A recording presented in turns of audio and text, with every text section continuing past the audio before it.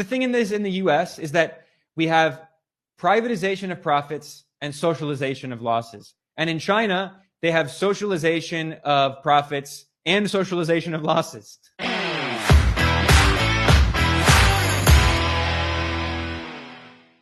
Speaking of U.S. adversaries, the number one on that list now increasingly seems to be China.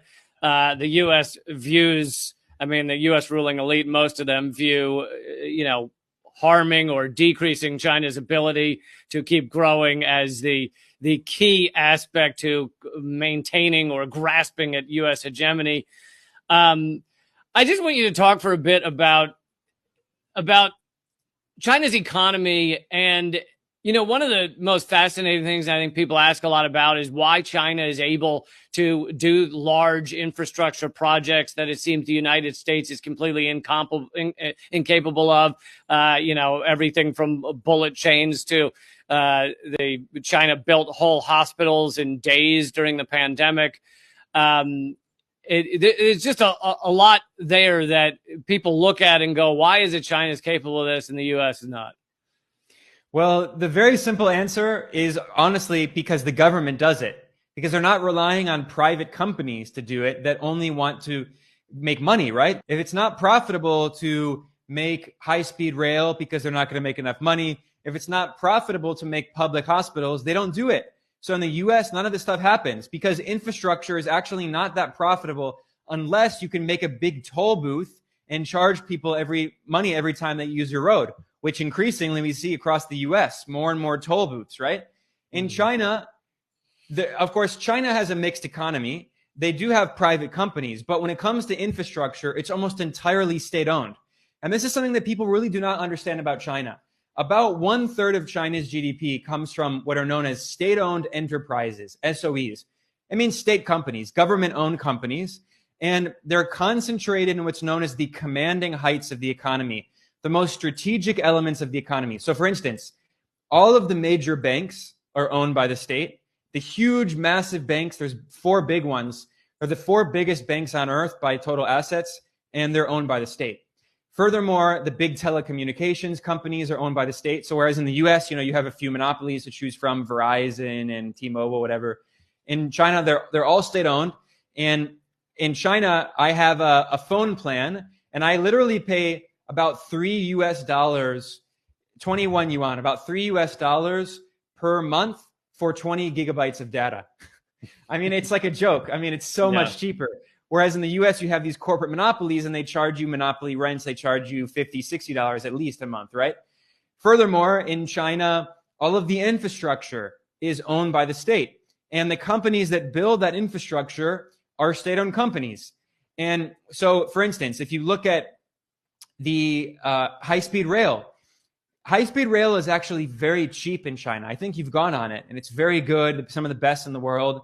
And it's like, if you want to go from Beijing to like Shanghai, for instance, it's like $70 or $80, which is insanely cheap compared to flying or compared to like even Amtrak in the US, considering how far Shanghai and Beijing are from each other. Yeah, the Amtrak trip from DC to New York, which is supposed to take 4 hours, but often takes 6. It's like $100 usually or something.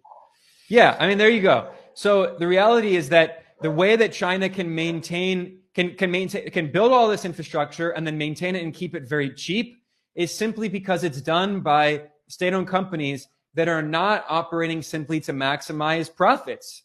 They are operating on behalf of the people, and they also provide larger positive externalities. Economists talk about this idea of externalities. We often know of it in the negative connotation. So a negative externality is pollution, right? So an oil company, they don't care about the pollution. For them, that's an externality. All they care about is their bottom line, right? There are such things as positive externalities.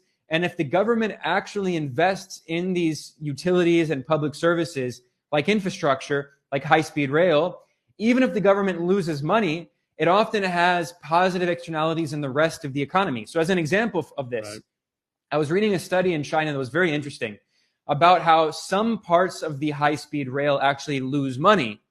But overall, because the entire system is state-owned, it does not lose money.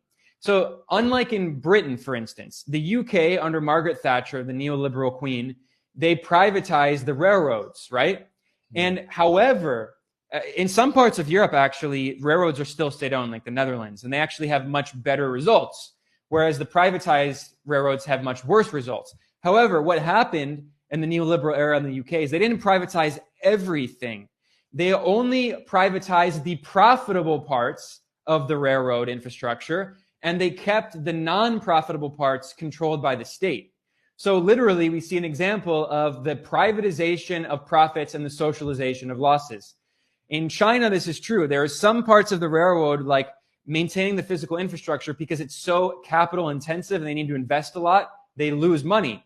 But because they found that one of the most profitable parts of the railroad was actually the stations. And why is that?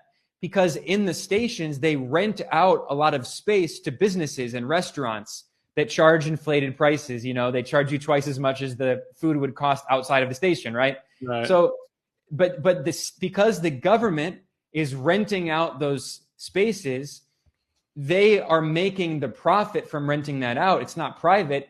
And that profit balances the losses they make in other parts of the system.